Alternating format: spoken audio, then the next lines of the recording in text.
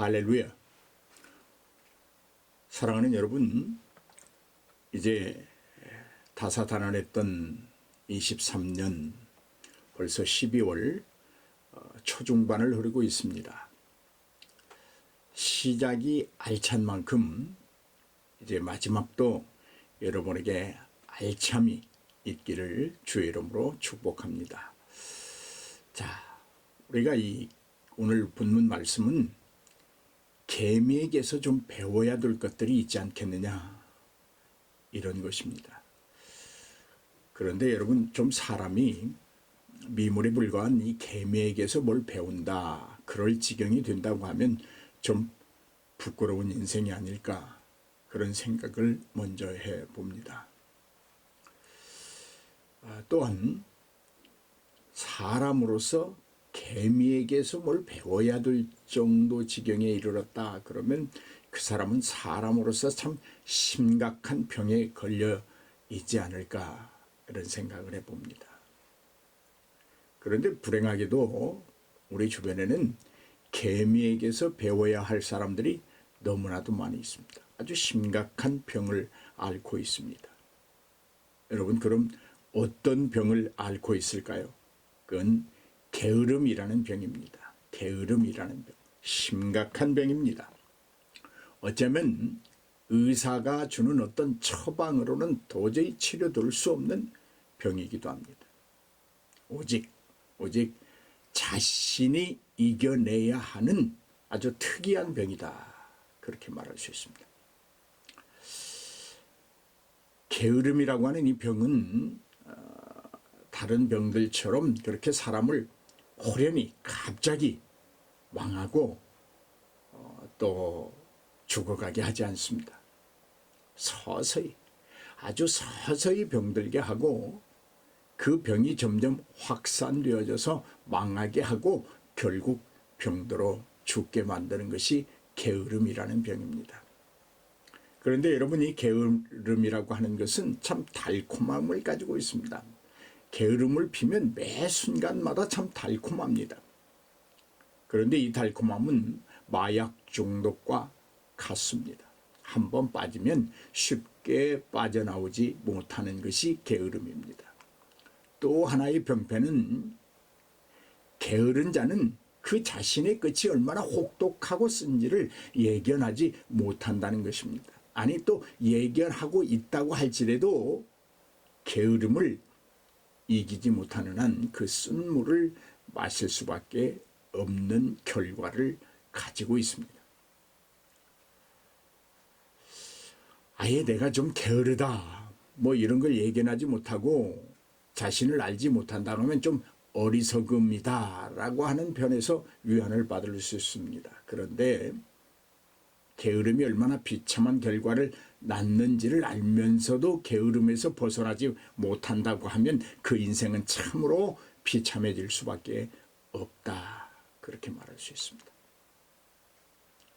그렇다면 여러분, 개미에게서 우리가 배워야 할 점은 무엇이 있을까요?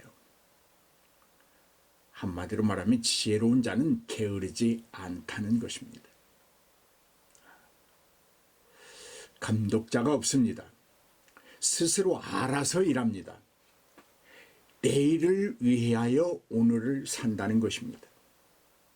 그런데 게으른 자는 그들에게는 내일이 없습니다. 오늘도 귀찮습니다. 오늘의 가치를 알지 못하는 게으른 자들에게는 내일의 가치란 존재할 수 없는 것이죠. 개미에게는 감독이 없습니다.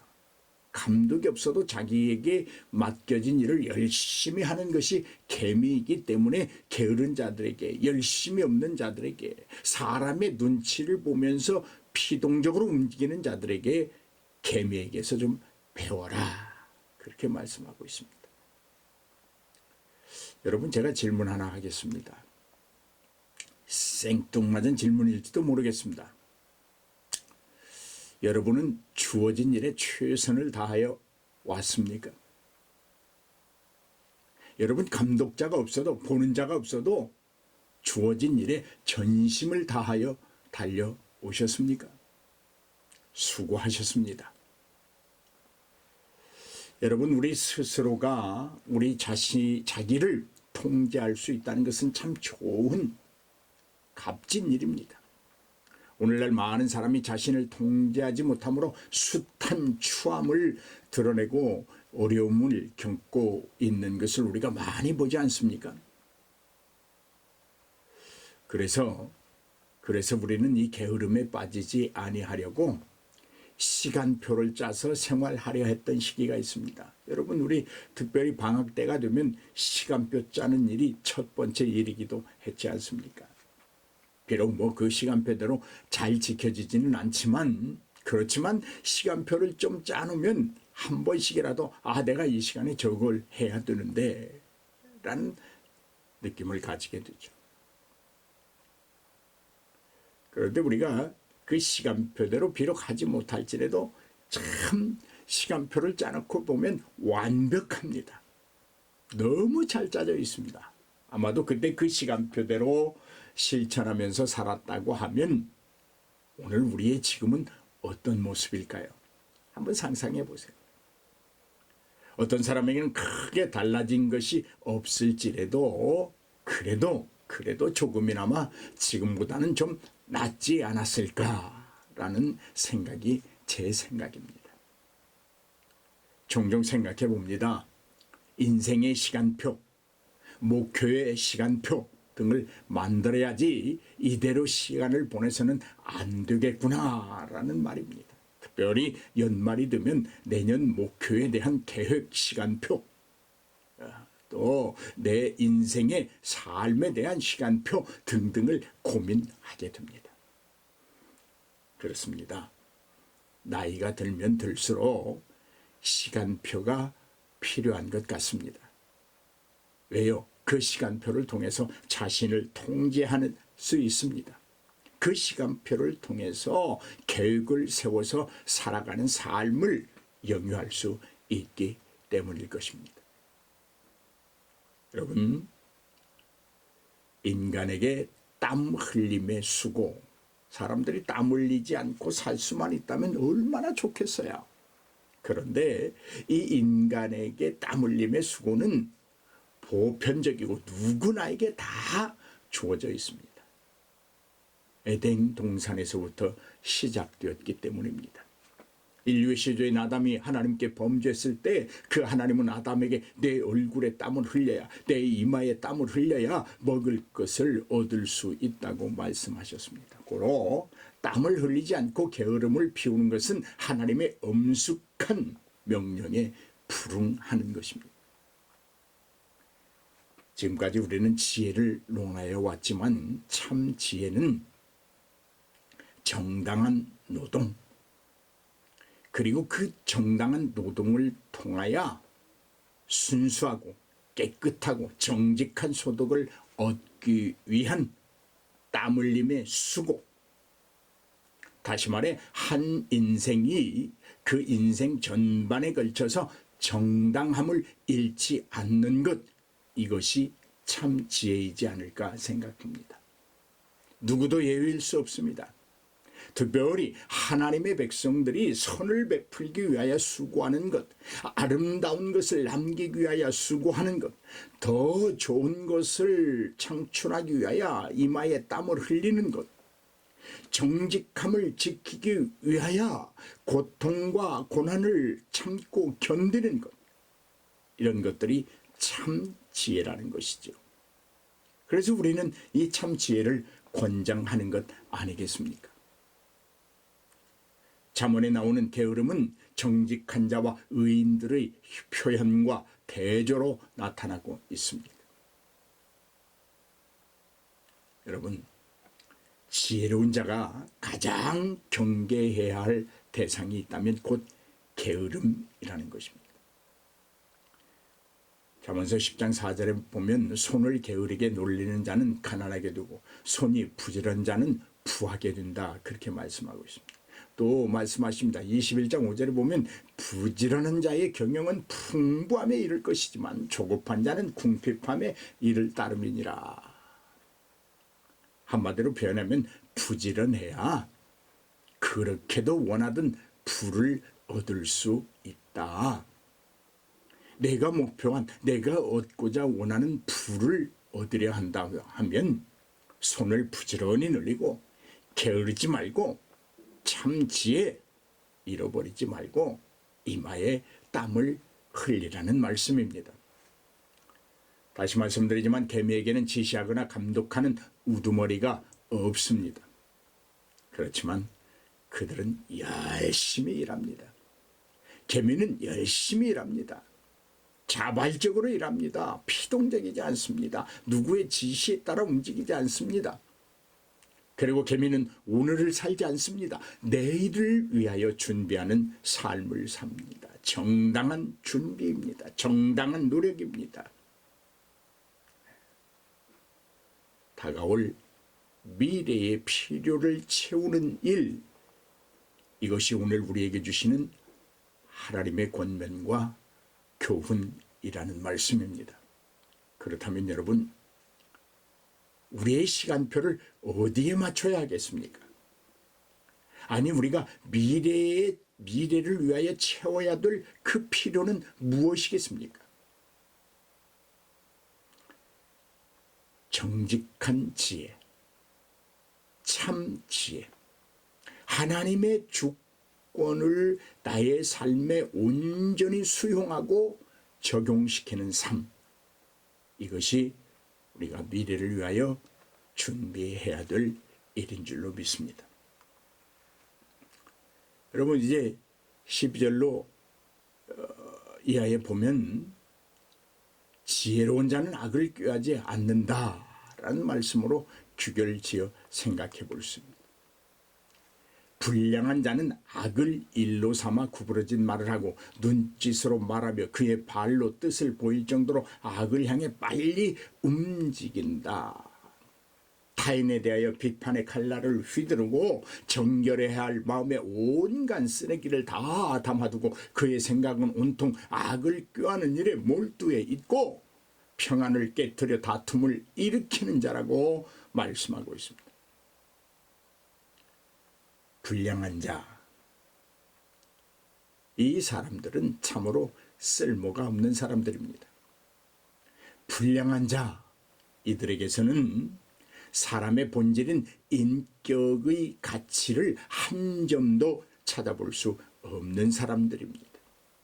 불량한 자, 이들은 내면에서 솟구쳐 오르는 진정한 인간의 가치를 외면하므로 외부의 어떤 소유를 가장 중요시 여기는 자들입니다. 그러나 여러분, 인간은 인격체입니다. 인격입니다. 인간의 본질은 인격입니다. 지성입니다. 외부의 그 어떤 것들을 많이 소유하느냐에 따라서 인간이 평가되지 않습니다. 행복이 거기서 유출되지 않습니다. 불량한 자, 이들은 증오를 무기로 삼는 자들입니다. 불같은 말을 하고 이간질에 능한 자들입니다. 불량한 자들은 정의를 왜곡하기 위해 주저없이 위증하는 자들이라고 말하고 있습니다. 또한 악한 자라는 말씀을 하고 있는데, 악한 자는 자신의 지위와 능력을 악용해서 하나님의 백성을 해하고 죽이는 사람들을 말합니다. 악한 자들은 구부러진 말을 하기에 능통합니다. 악한 자들은 거짓말과 잘못된 말만 하기를 좋아합니다. 그 거짓말, 잘못된 말을 퍼뜨리기 위하여 여기저기 쫓아다니는 사람들입니다. 악한 자들에게서는 선이나 진실을 말하는 것 기대하지 마십시오. 찾아볼 수 없습니다.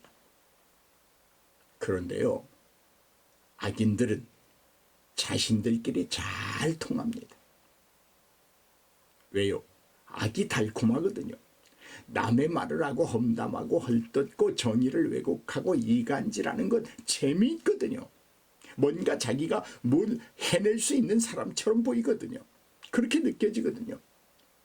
눈짓과 발짓과 손가락질만으로도 그들은 의사소통이 분명해지는, 자기들끼리는 아주 찰떡궁합입니다. 잘 통합니다. 뭐든지 이해가 됩니다.